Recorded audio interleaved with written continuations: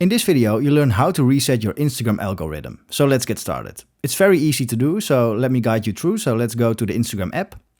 Then go to the bottom right and click on your profile picture. Then go to the top right and click on the 3 bars. Then you have to scroll down until you see the tab that says what you see. And then you can click on content preferences. So once you're here, you can go to the bottom. You can click on reset suggested content.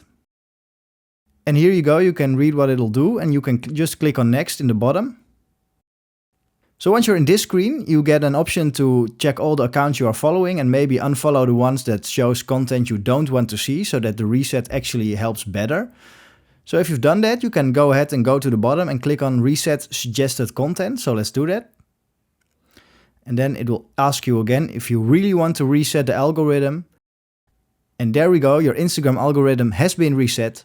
If you found this helpful, please consider subscribing and leaving a like.